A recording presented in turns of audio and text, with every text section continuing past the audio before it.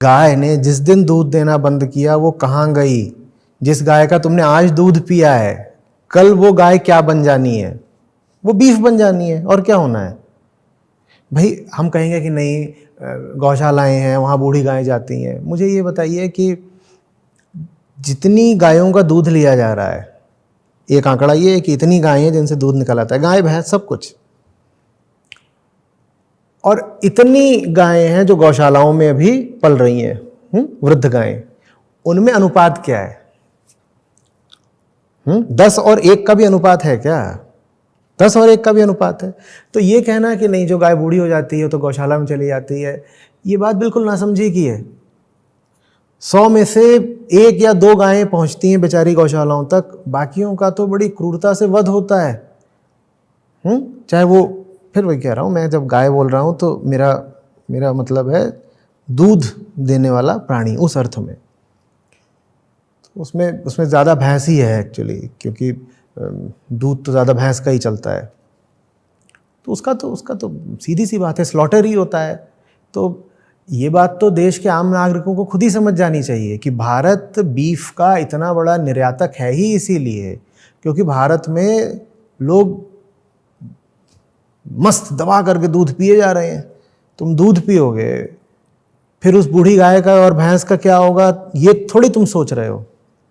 वास्तव में अगर आप इस पे ध्यान दें इकोनॉमिक्स साइड से, तो दूध हमें जिस भी रेट पे मिल रहा है, 60 रुपए 70 रुपए, जिस भी रेट पे मिल रहा है, वो उस रेट पर मिल ही इसलिए पा रहा है क्योंकि फिर बाद में कैटल का स्लॉटर होता है।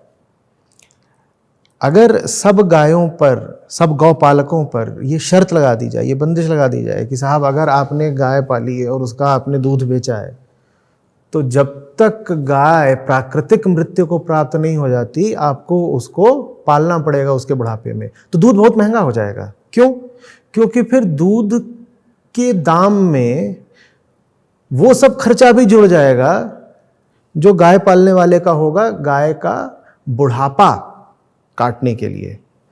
अभी हमें सस्ता दूध मिल ही इसीलिए जाता है क्योंकि वो जो गाय है उसको जितना कुछ दाना भूसी सब खिलाया गया, चारा दिया गया, वो तो लागत थी भाई। ये काम तो पूरा इकोनॉमिक्स का है ना।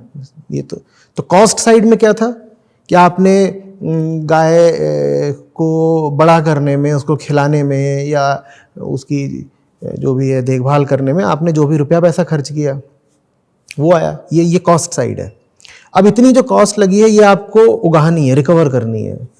वो आप किस किस तरीके से करते हो? एक तो आप दूध से करते हो, पर दूध से पूरी नहीं कर सकते, तो फिर आप किस चीज से करते हो? फिर आप चमड़े से करते हो, फिर आप मांस से करते हो, फिर आप हड्डियों से करते हो, फिर उसकी हड्डियों के और मांस के अंदर जो 50 तरीके के केमिकल निकाले जाते हैं आप उनसे करते हो। अगर वो सब बंद हो जाए, अगर ये हो जाए कि साहब गाय से सिर्फ दूध लिया जाएगा, तो वो जो पूरी कॉस्ट लगी थी, जो पूरी खर्चा हुआ था गाय का या भैंस को जन्म देने में, पालने में, उसको एक छाया देने में, खिलाने पिलाने में, वो जो सारा खर्चा है वो फिर किससे निकालना पड़ेगा? दूध से। तो दूध हो जाएगा महंगा। तो असल में हम सब सस्ता दूध पी ही रहे हैं उस बेचारे प्राणी के मांस की कीमत पर। अगर उससे मांस ना लिया जाए तो दूध महंगा हो जाएगा। तो मैं बस सबसे यही निवेदन करता हूँ बार बार कि आप ये सोचें कि ये जो आप दूध पी रहे हैं, क्या उसमें उस निरीह बेजुबान जीव का रक्त भी नहीं मिला हुआ है? बिल्कुल मिला हुआ है।